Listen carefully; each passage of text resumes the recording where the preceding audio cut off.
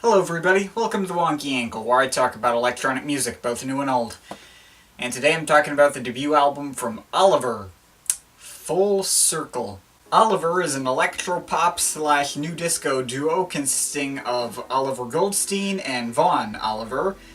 Where the name came from. Now, I put these guys in my Google Drive with the intention of maybe covering a newcomer act I'd never heard of. And while this is their debut album, it became clear to me after doing a bit of research that I'd actually heard of these guys before. See, a long time ago, I was into this fairly obscure new disco producer called Gigamesh, and though my period with him was fairly short given how, at the time, he basically only had 2 EPs, now he also has a full album that I completely missed that came out last year. Caught me a little off guard there. And also, I don't think that album sounds that great.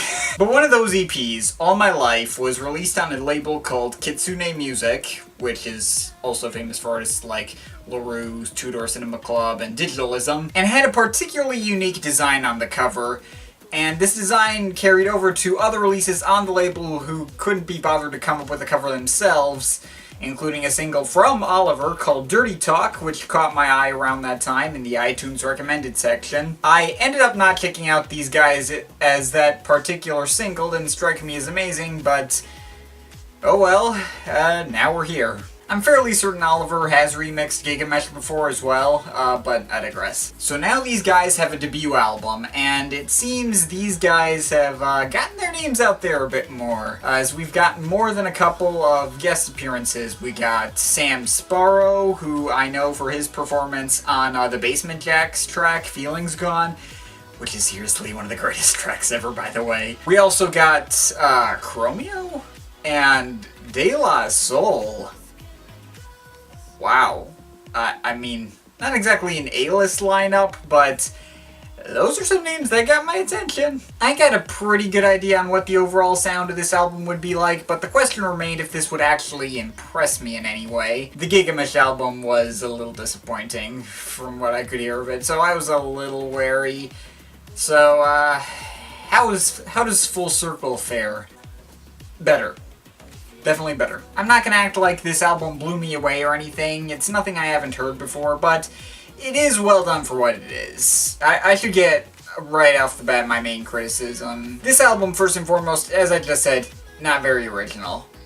You're not gonna find anything exactly game-changing here. It's fairly standard new disco and electropop and pulls plenty of 80s influence and covers everything in tons and tons of reverb. If you're one of those people who thinks reverb is just a lazy way to make production sound bigger, you ain't gonna like this. But I enjoy me some reverb personally. I don't think these guys were really aiming for anything particularly experimental or boundary pushing with this to begin with.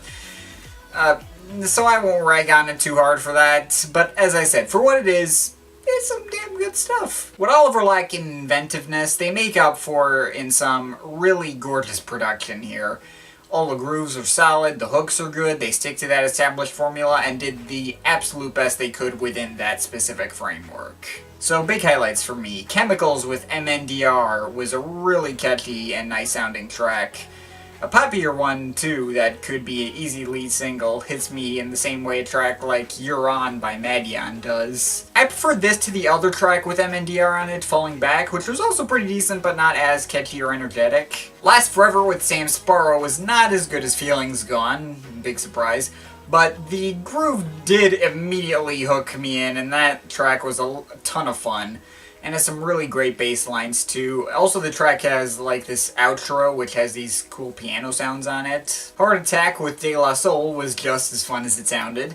Well, almost. The airy female vocals, which sound auto-generated, sound as if they were singing like some kind of nursery rhyme melody, and I didn't really care for that all that much, but I enjoyed every single second that De La Soul were on the track and easily made up for that gripe.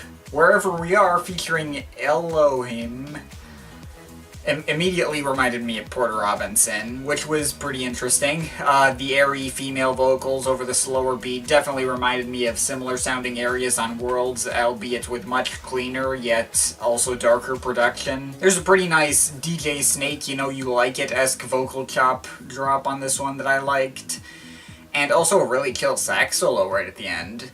So yeah, that was a really cool track. Electrify with Scott Mellis was a nice track. Some heavier and darker and more intense sounding groove heavy stuff that works quite effectively despite being fairly minimalistic as well. And Heterotopia brings in Yell to deliver some French spoken word and for extra flavor and just later regular singing. Over an electric piano progression that calls over a Daft Punk Something About Us a little bit. Cool stuff there. The whole track sounds like it could have easily been pulled from that recent M83 album. It's not all great though. The track Love Like This with Leon Else is fun, but doesn't stick out to me in any way. And the track with Chromeo, Go With It, was kinda disappointing. Nothing really sticks out about it, and it doesn't stand out from the track listing in much of any way.